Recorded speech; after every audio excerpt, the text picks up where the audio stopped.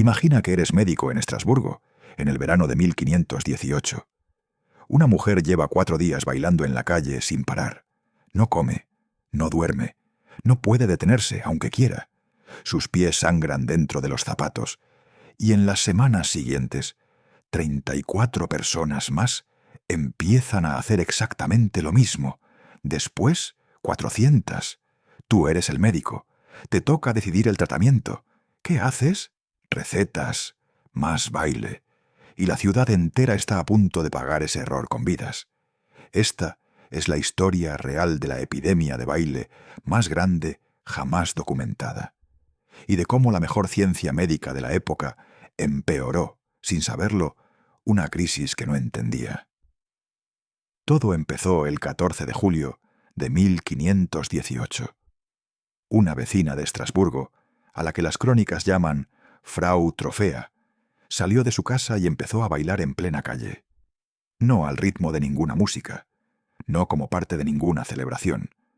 Bailaba sola, de forma frenética, sin poder detenerse durante horas.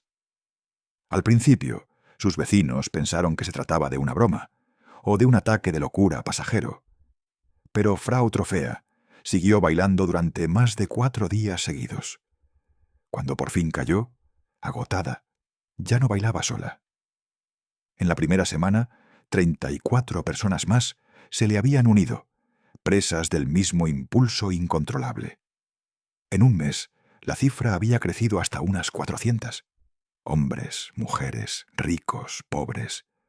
Todos bailaban con el mismo gesto desencajado, ajenos al agotamiento, a las ampollas, al dolor. Las autoridades de Estrasburgo, desesperadas, pidieron ayuda a los médicos más respetados de la ciudad. Los médicos descartaron rápidamente las explicaciones religiosas y astrológicas que proponía el pueblo llano. Diagnosticaron algo que para la ciencia de la época sonaba perfectamente razonable: sangre caliente. Según la teoría médica dominante desde la antigüedad clásica, el cuerpo humano se regía por 4 fluidos, o humores. La enfermedad de los bailarines, concluyeron, era un exceso de calor en la sangre, una especie de fiebre que necesitaba salir del cuerpo. Y la forma de expulsar ese calor, razonaron, era precisamente seguir moviéndose. El tratamiento oficial fue, literalmente, más baile. Las autoridades de la ciudad construyeron un escenario junto al concurrido mercado de caballos. Contrataron músicos con gaitas, tambores y cuernos para tocar sin descanso. Incluso destinaron un gremio completo a acompañar a los afectados, convencidos de que, si danzaban hasta el final, la enfermedad se consumiría a sí misma. El resultado fue exactamente el contrario al esperado. Con música constante marcando el ritmo, los bailarines ya no tenían ni siquiera la posibilidad de detenerse por vergüenza o cansancio social. El baile se volvió imparable, colectivo, casi ritual. Empezaron a caer, algunos por agotamiento extremo, otros por deshidratación. Los casos más graves sufrieron infartos y derrames cerebrales en pleno baile.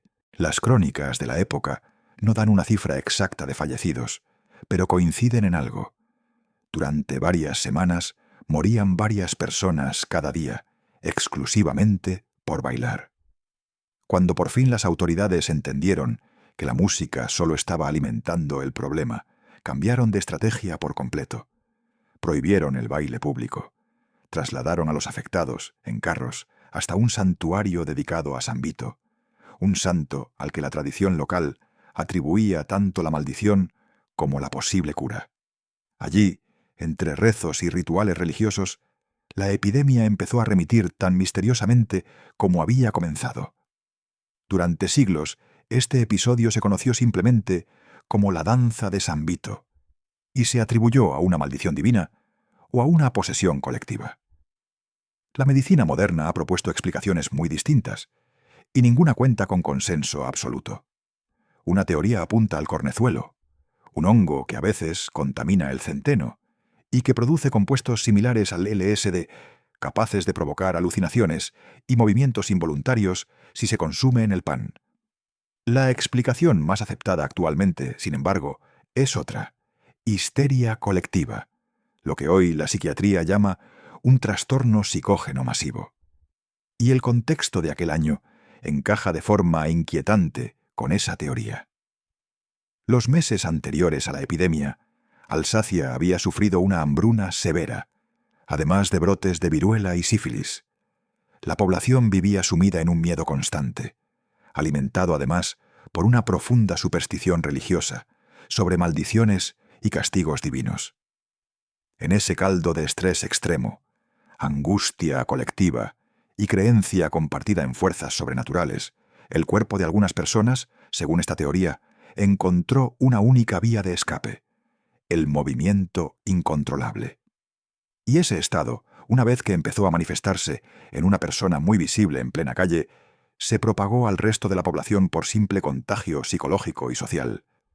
No muy distinto a como se han documentado, en tiempos mucho más recientes, otros episodios aislados de reacciones colectivas de estrés extremo en comunidades enteras. Lo verdaderamente inquietante no es que la gente bailara hasta morir. Es que los médicos mejor formados de su tiempo, con toda la ciencia disponible, en 1518, llegaran a la conclusión exactamente equivocada, y que esa decisión, tomada con la mejor intención, empeorara una crisis que ya era grave de por sí. La danza de San Vito de 1518 no fue la única de la historia.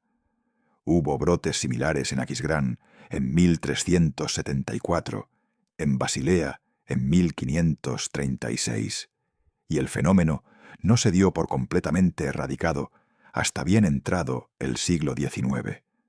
Pero ninguno se documentó con tanto detalle como el de Estrasburgo, ni tuvo un final tan revelador sobre los límites de la medicina de cualquier época, incluida la nuestra.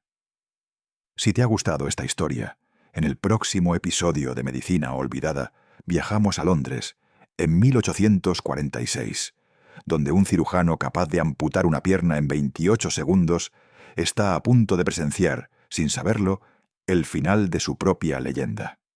Suscríbete para no perdértelo, y dime en los comentarios, de las dos teorías que maneja hoy la ciencia, ¿te convence más el cornezuelo o la histeria colectiva?